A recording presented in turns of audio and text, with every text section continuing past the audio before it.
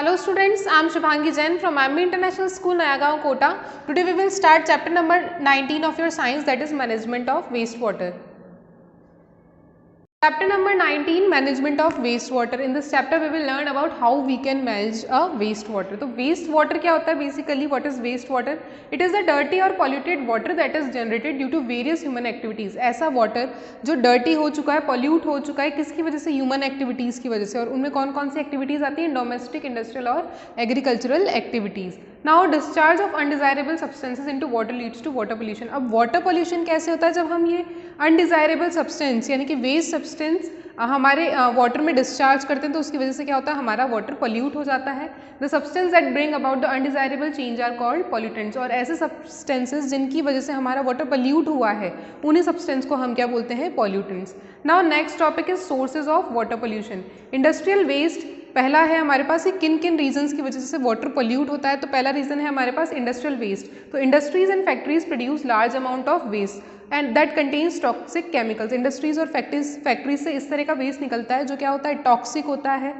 दे contain pollutants such as, अब इनमें कई पॉल्यूटेंट्स आते हैं जैसे कि lead, chemicals, mercury etcetera, sulphur and many other harmful chemicals. तो ये सब किस में आता है? ये हमारे फैक्ट्री वेस्ट में आता है, इंडस्ट्री वेस्ट में आता है. Many industries do not have proper waste management system and drain the waste in the fresh water which goes into rivers, canals and water and later into the sea. तो क्या होता है कि हमारी बहुत सारी ऐसी इंडस्ट्रीज है जिनमें प्रॉपर वेस्ट मैनेजमेंट सिस्टम नहीं, कि वो वेस्ट को ट्रीट नहीं करते, वो डायरेक्टली इनको कहाँ थ्रो करते हैं? इन द फ्रेश वाटर, जैसे कि रिवर्स और सीज में ये उनको डायरेक्ट थ्रो करते हैं, जिसकी वजह से हमारा वाटर क्या होता है? पल्यूट होता है.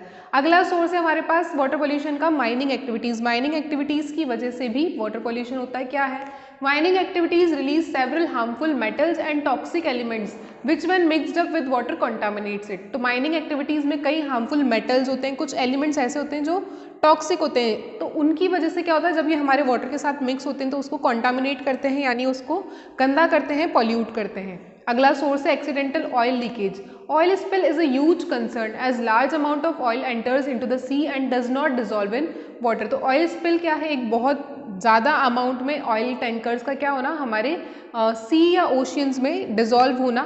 तो ऑयल लीक हो जाता है, उसकी वजह से हमारा क्या होता है? जो वाटर है उसमें डिजॉल्व होने की वजह से वो पॉल्यूट होता है. This causes problem for the aquatic animals and plants. और इसकी वजह से जो एक्वेटिक एनिमल्स और प्लांट्स जिस सी में रह रहे हैं उनको भी काफ़ी हार्म होता है. Next है chemical fertilizers and pesticides. These are used by farmers for the better yield and to protect crops from insects and bacteria.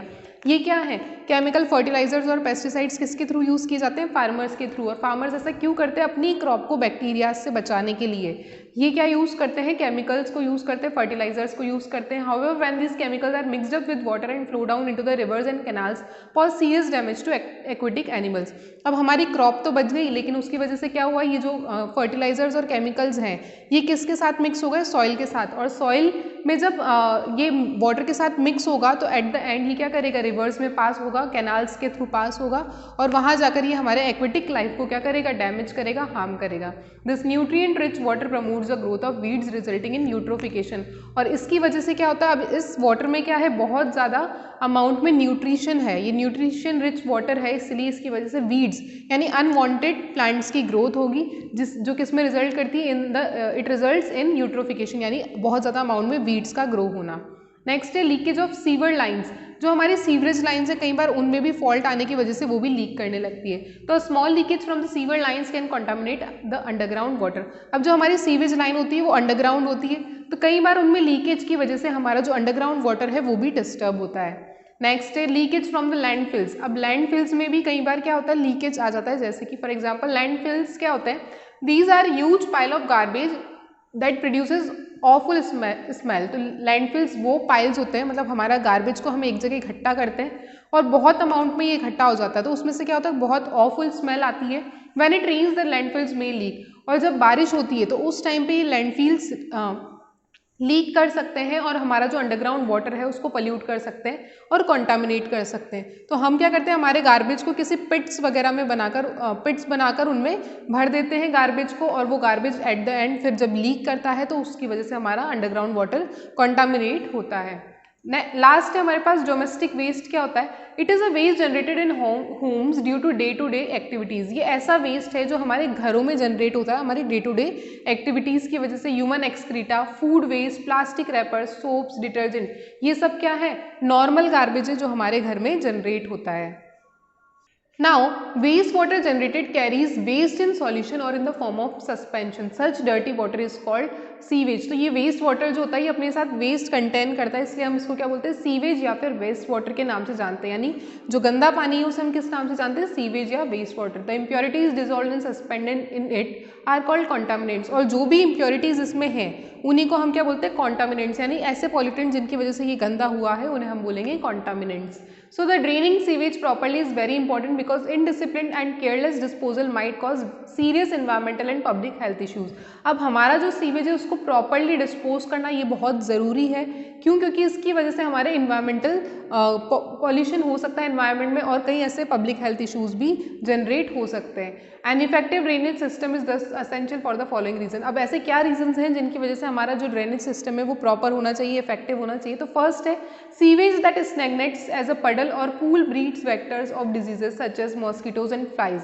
कई ऐसे सीवेज जिनमें ये कॉन्टामिनेंट्स होते हैं उसकी वजह से क्या होता है? ये मॉस्किटोज और फ्लाइज के लिए एक प्लेस बन जाती है जहाँ से कई बीमारियाँ जनरेट होती है, जैसे कि these might spread jaundice, malaria, एलिफेंटाइटिस, cholera and other such diseases. तो इसकी वजह से ऐसी डिजीज हो जाती हैं जो मस्कीटो और फ्लाइज की वजह से जनरेट होती है। Sewage might pollute fresh water sources and public water distribution system. अब जो हमारा सीवेज है उसकी वजह से हमारा फ्रेश वाटर के जो सोर्सेज हैं हमारे पास वो भी डिस्टर्ब होते हैं। Polluted water can act as a carrier of harmful pathogenic organisms that spread diseases. तो और इन पॉल्यूटेड वाटर की वजह से ऐसी डिजीजेज होती हैं जो काफ़ी ज़्यादा स्प्रेड होती है, यानी वन बाय वन जब हम किसी के कांटेक्ट में आते हैं तो ये स्प्रेड होती है। तो ऐसी डिजीजेज इसकी वजह से जनरेट होती है और ये डिजीजेज किसकी वजह से अकर करती है? पैथोजेनिक ऑर्गेनिजम्स की वजह से। Now expose draining of sewage specially from the hospitals and industries can cause community health problems. अब जब बहुत ज़्यादा सीवेज एक्सपोज होगा, ड्रेन्स एक्सपोज होगी, खुली रहेंगी हमारी ड्रेन्स, तो उसकी वजह से कम्युनिटी में हेल्थ प्रॉब्लम्स भी जनरेट हो सकती हैं। Now the next topic is sewage system. Sewage system क्या है? An effective sewage system is made up of network of pipes that carry wastewater to sewer mains of the cities. एक sewage system बनाया जाता है, drains बनाई जाती है जो अंडरग्राउंड भी हो सकती है और एक्सटर्नल भी हो सकती है। तो ये पाइप्स के थ्रू हमारे वेस्ट वाटर को मेन सीवर तक लेकर जाती है। These pipes that carry waste water are called sewers. और ऐसे पाइप्स जिनकी वजह से ये वेस्ट वाटर आगे फ्लो करता है, इन्हीं पाइप्स को हम क्या बोलते हैं? सीवर्स। ये हमें हेल्प करते हैं वेस्ट वाटर को आगे तक पहुंचाने में। These sewers are normally made of cast iron. ये जो पाइप्स हैं वो किसके बने होते हैं? यूजुअली आयरन या पीवीसी के। पीवीसी की फुल फॉर्म क्या है? Polyvinyl chloride. The waste water goes down your drain when you flush the toilet और वॉश योर क्लोथ्स। तो हमारा जो घर का वेस्ट वाटर होता है वो इन ड्रेन्स तक कब जाता है? जब हम कुछ भी फ्लश करते हैं या जब हम क्लोथ्स को वॉश करते हैं, तो ये सारा पानी एट लास्ट कहाँ जाता है? इन पाइप्स के थ्रू ही आगे फ्लो करता है। The pipes from each house और building are connected to a sewer main that is covered by a lid. अब ये जो पाइप्स होते हैं हर हाउस के, ये कहीं ना कहीं जाके एक मेन सीवर से कनेक्टेड होते हैं जो किससे कवर्ड होता है? मेन होल कवर से कवर होता है ये। A person can enter a sewer through this main whole. कोई भी पर्सन इसमें मेन होल के रास्ते से अंदर जा सकता है टू चेक एनी लीकेज, ताकि इसमें इंश्योर करती है हमारी कम्युनिटी कि कोई लीकेज तो ना हो, कोई ब्लॉकेज ना हो। और ये सब चीज़ें कौन करते हैं? ऐसे लोग जो मेंटेन करते हैं हमारे सीवरेज सिस्टम को। The sewer mains flow into progressively larger pipes until they reach the waste water treatment plant.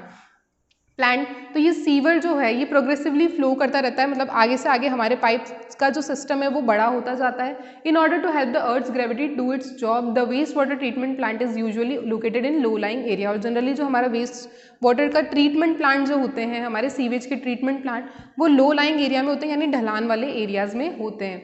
Sewer mains will often follow stream beds which flow naturally down hill to the plant. और at last ये कहाँ जाकर mix होते हैं? Plant areas में। The sewage is then treated, clean and release into rivers and seas. और उसके बाद इनको क्लीन किया जाता है और इसके बाद इनको रिलीज किया जाता है to the rivers and seas. Now how this waste water is treated? तो वेस्ट ट्रीटमेंट प्लांट क्या है? Sewage water has to be treated before it is let off into the water bodies. जब भी हम हमारे सीवेज वाटर को आगे water bodies में रिलीज़ करते हैं उससे पहले इसको ट्रीट किया जाता है, यानी इसमें जो भी केमिकल्स हैं उनको रिमूव किया जाता है। कुछ ऐसे हार्मफुल सब्सटेंसेस होते हैं जिनको हटाया जाता है। तो for this process sewage is treated in a waste water treatment plant, और इसी प्रोसेस के लिए हम सीवेज को ट्रीट करते हैं, वेस्ट वाटर ट्रीटमेंट प्लांट को ट्रीट किया जाता है। There are 3 steps to treat waste water. अब हम 3 स्टेप्स में इसको करते हैं, पहला प्राइमरी, सेकेंडरी एंड टर्शरी। तो सबसे पहले प्राइमरी ट्रीटमेंट क्या होता है हमारे वेस्ट वाटर का? Primary treatment of sewage happens in 3 stage. अब जो हमारा प्राइमरी ट्रीटमेंट है वो भी 3 स्टेज में होता है। पहली स्टेज है screening. Screening removes material that can be easily collected from the waste water before they clog the pipes of primary treatment tank. The sewage is pass through screens of vertical bars that help to remove all large objects such as cans, rags, sticks, plastics and packets। तो screening में क्या होता है, ऐसा material जो काफ़ी बड़ा है और ये हमारे पाइप्स को क्लॉग कर सकता है, यानी उन्हें बंद कर सकता है, उनके लिए हॉल्ट पैदा कर सकता है। तो ऐसी चीज़ों को पहले ही कलेक्ट कर लिया जाता है। These waste products are collected and later disposed into landfill। ये जितनी भी चीज़ें हैं इसमें कुछ भी आ सकता है, प्लास्टिक के पैकेट्स, कैंस, रैग्स, और इनको एट लास्ट क्या किया जाता है, कलेक्ट करके और डिस्पोज किया जाता है into a landfill. Different sized bar screens are used to remove solid waste from the waste water। अब ये अलग अलग साइज़ के होते हैं, अलग अलग टाइप की हम बार स्क्रीन्स इसमें यूज़ करते हैं ताकि हम ये सॉलिड वेस्ट को हमारे वेस्ट वाटर से रिमूव कर सकें। Now second step is grit removal. अब जब हमने हमारा सॉलिड वेस्ट तो पहले ही रिमूव कर लिया है, ग्रिट्स कैसे रिमूव करेंगे? It is done after screening. पहला प्रोसेस स्क्रीनिंग, उसके बाद है grit removal. The screen waste water is pass through settling tanks called as grit chamber where the speed of incoming water is adjusted to allow the settling of sand, grit, stones and broken glasses. अब अगले process में क्या होता है कि जो हमारा ऐसा वाटर है, वेस्ट वाटर जिसमें से हम सॉलिड वेस्ट को रिमूव कर चुके हैं स्क्रीनिंग प्रोसेस में, उसके बाद उस वाटर को चैम्बर्स में कलेक्ट किया जाता है, टैंक्स में कलेक्ट किया जाता है, और इसकी स्पीड जो डिस्पोजल की जो स्पीड है इनकमिंग वाटर की, उसको मेंटेन इस तरह से किया जाता है कि जो सैंड, ग्रिट्स और स्टोन्स हैं ये ऑटोमेटिकली नीचे बैठ जाएं।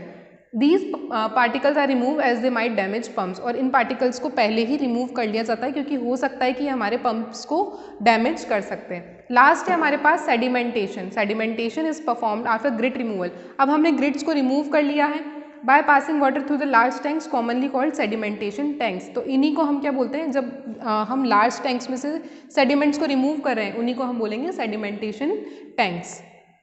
Sediment waste called sludge settles down while lighter impurities such as oil, grease called scum float on the water surface। अब जो हमारे sediments थे वो नीचे बैठ चुके हैं, लेकिन कुछ lighter impurities भी होती हैं जो पानी के ऊपर बह रही होती हैं, जिसमें क्या क्या आता है, ऑयल, ग्रीस, कुछ फ्लोटिंग मटेरियल होता है हमारा जो वाटर की सरफेस पे ही फ्लो कर रहा होता है। The tanks gently pump out the sludge from below while the scum on top gets skimmed away. अब टैंक्स में से हम पंप्स के थ्रू इनको खींच लेते हैं, जिसकी वजह से क्या है, ये भी हमारे वेस्ट वाटर में से क्लीन हो जाते हैं। तो पहला हमारा ट्रीटमेंट था प्राइमरी ट्रीटमेंट। सेकेंडरी ट्रीटमेंट में भी अब हम आगे बात करेंगे। तो secondary treatment is used to decompose the biological content of the organic waste which are derived from human waste, food waste, soaps and detergents with the help of bacteria. Secondary treatment में हम biological contents यानी हमारा जो organic waste है उसको remove करते हैं, किसके through? With the help of bacterias के थ्रू। इसमें क्या क्या रिमूव किया जाता है? ह्यूमन वेस्ट, फूड वेस्ट, जो हमारी किचन का है, फूड वेस्ट, सोप, डिटर्जेंट्स, ये सब इसमें से हम रिमूव करते हैं, किसकी हेल्प से? बैक्टीरियाज की हेल्प से। This process is done in open tanks called aeration tanks. और ये प्रोसेस कहाँ पे परफॉर्म किया जाता है? ओपन टैंक्स में, जिनको हम बोलते हैं aeration tanks. Air is blown into these tanks to speed up the action of aerobic bacteria. अब हमने इसमें क्या है, एरोबिक बैक्टीरिया का यूज़ किया है इस प्रोसेस में। तो बहुत तेज़ स्पीड में हम इसमें इन टैंक्स में एयर ब्लो करते हैं, जिसकी वजह से एरोबिक बैक्टीरिया की जो स्पीड है वो बढ़ जाती है, इंक्रीज हो जाती है। Bacteria consume organic contaminants such as food waste and faeces of animal. अब हमारे इन एरोबिक जो बैक्टीरियाज हैं इनका काम क्या होता है कि जो फूड वेस्ट और एनिमल्स के फेसेस हैं, ऑर्गेनिक जो वेस्ट है हमारा, उसको ये क्या करते हैं, कॉन्टामिनेट करते हैं, कंज्यूम कर लेते हैं उस ऑर्गेनिक वेस्ट को। ये this process is called digestion, यानी कि हमारे जो बैक्टीरियाज हैं वो हमारे वेस्ट को डाइजेस्ट कर रहे हैं। During this process biogas is produce. इसी टाइम पर जब हमारा एरोबिक बैक्टीरियाज अपना प्रोसेस परफॉर्म करते हैं, इसी टाइम पे एक गैस रिलीज होती है जिसको हम बोलते हैं biogas, which can be used as fuel, जिसको हम फ्यूल की तरह यूज़ कर सकते हैं। लास्ट ट्रीटमेंट है हमारा टर्शरी ट्रीटमेंट। हमारे आगे के 2 प्रोसेस होने के बाद हम आगे क्या करते हैं, थर्ड ट्रीटमेंट में हम केमिकल प्रोसेस की हेल्प लेते हैं। This is a chemical process in which the waste water is treated with different chemicals. अब हम हमारे वाटर में अलग अलग केमिकल्स का यूज़ करते हैं, जैसे कि क्लोरीन, कई बार अल्ट्रावायलेट लाइट को भी हम वाटर में पास करते हैं। इनके थ्रू हम हमारा ट्रीटमेंट करते हैं वेस्ट वाटर का। This practice is use to kill disease causing micro organism. अब हम हमारे जो ये केमिकल्स है क्लोरीन एटसेट्रा इनको पास क्यों करते हैं वाटर में, क्योंकि ये हमारी कई ऐसे डिजीज कॉजिंग माइक्रो ऑर्गेनिजम्स को खत्म कर देते हैं।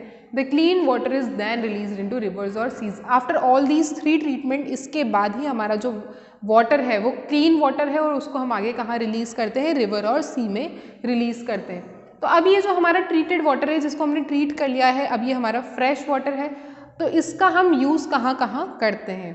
Waste water treated in plants is very water treated in plants is very useful for a variety of purpose and is safe to be drained into rivers and seas. After treatment ये जो water है हमारा waste water ये काफ़ी useful हो जाता है, क्योंकि अब ये सेफ है, क्योंकि हम इसको रिवर्स और सीज में आगे ड्रेन कर सकते हैं। Sludge is residue of chemical, biological and physical treatment of municipal and industrial waste. तो स्लज क्या होता है, ये वो बचा हुआ केमिकल है जो बायोलॉजिकल और फिजिकल ट्रीटमेंट के बाद बचता है। So it is rich in organic matter. ये क्या है, ये काफ़ी रिच होता है किसमें, नाइट्रोजन, फॉस्फोरस, इनऑर्गेनिक सॉल्ट इसमें काफ़ी ज़्यादा अमाउंट में मिलते हैं, हैवी मेटल्स मिलते हैं। तो ये क्या है, इसके यूजेस के बारे में हम आगे पढ़ेंगे।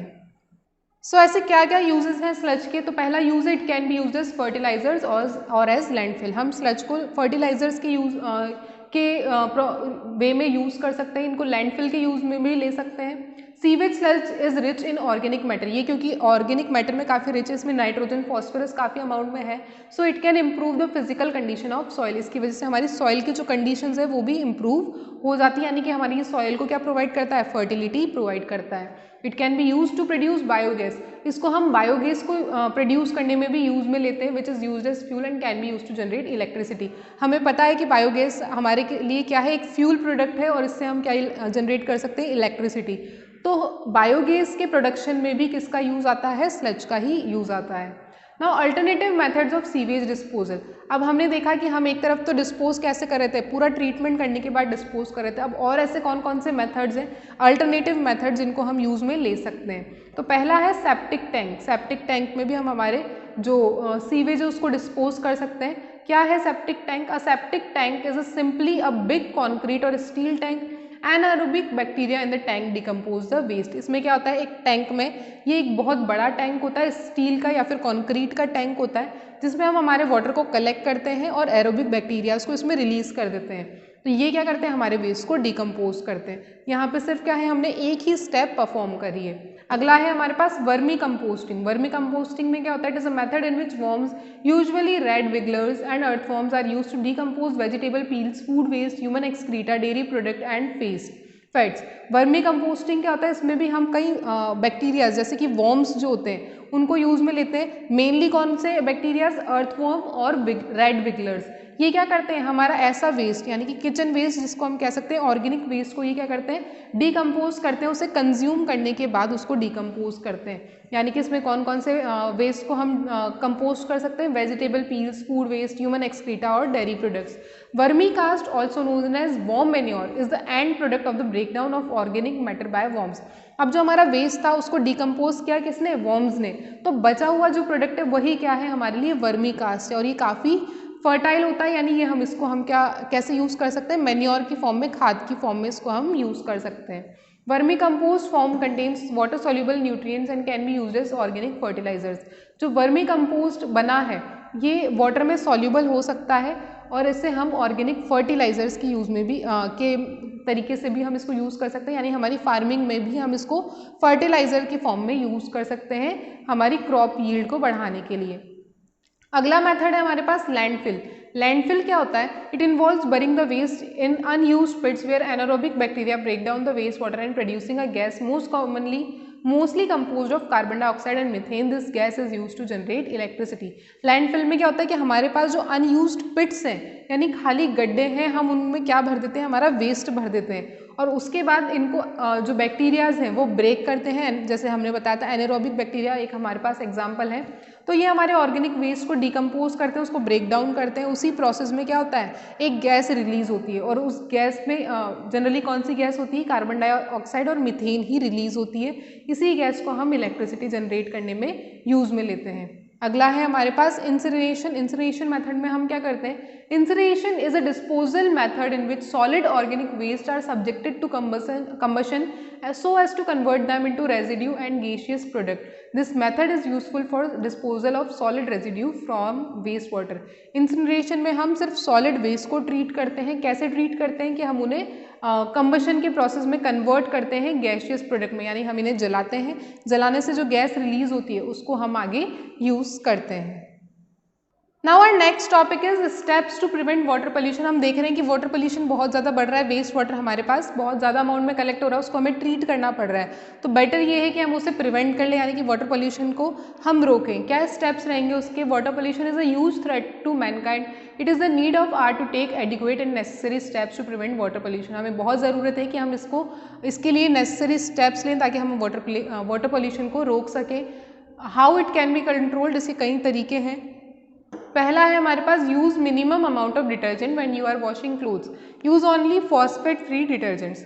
जब हम हमारे क्लोथ्स को वॉश करते हैं उस टाइम पे हम बहुत ज़्यादा अमाउंट में डिटर्जेंट्स यूज़ करते हैं, जिसकी वजह से हमारा वाटर पल्यूट होता है। तो बेटर ये होगा कि हम क्या करें, जितनी मिनिमम क्वांटिटी में हम यूज़ कर सकते हैं उतना कम डिटर्जेंट्स को यूज़ करें, और डिटर्जेंट्स भी ऐसे यूज़ करें जो फॉस्फेट फ्री हो, क्योंकि फॉस्फेट हमारे वाटर को कॉन्टामिनेट करता है।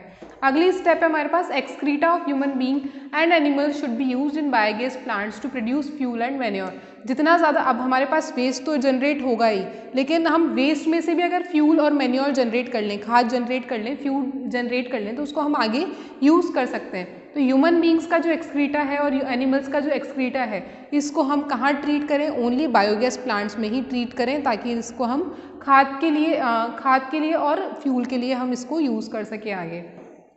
अगला है हमारे पास factory should treat the effluent waste prior to discharge. Toxic material must be treated chemically and converted into harmless substances. जब इंडस्ट्रीज और फैक्ट्रीज जनरली क्या करती है, जितना भी वेस्ट जनरेट होता है उसे डायरेक्टली रिलीज कर देती है इनटू वाटर बॉडीज। ऐसा नहीं होना चाहिए। फैक्ट्रीज में ही वेस्ट ट्रीटमेंट प्लांट होने चाहिए, यानी कि पहले ये जितना भी वेस्ट है हमारा ये फैक्ट्रीज में ही ट्रीट हो, उसके बाद आगे रिलीज हो।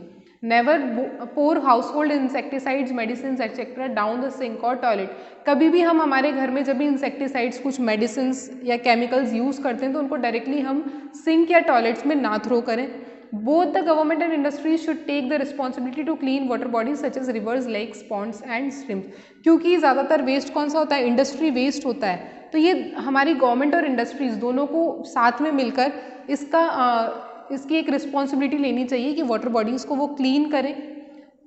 Ganga action plan is one such plan taken up by the Indian government. Indian government ने एक ऐसा ही प्लान स्टार्ट किया था, Ganga treatment plan, Ganga action plan, जिसमें इन्होंने जो हमारी रिवर गंगा है उसको क्लीन किया था। We should extend maximum possible support for the success of such plans. और ऐसे प्लान्स के लिए हमें हमेशा सपोर्ट में खड़ा रहना चाहिए। Washing of dirty clothes and bathing in the pond makes the water dirty and unsuitable for human use. Generally क्या होता है कि जो हमारे ओपन पोन्ड्स होते हैं वहाँ पर हम क्या करते हैं, क्लोथ्स को वॉश करते हैं, वहीं पर बात करते हैं। तो हमें ऐसा नहीं करना चाहिए क्योंकि इससे हमारी पूरी जो वाटर बॉडी है, हमारे जो पॉन्ड्स हैं वो क्या हो रहे हैं, अनसूटेबल हो रहे हैं, यानी कि पल्यूट हो रहे हैं, और उस वाटर को हम ह्यूमन यूज़ में नहीं ले सकते।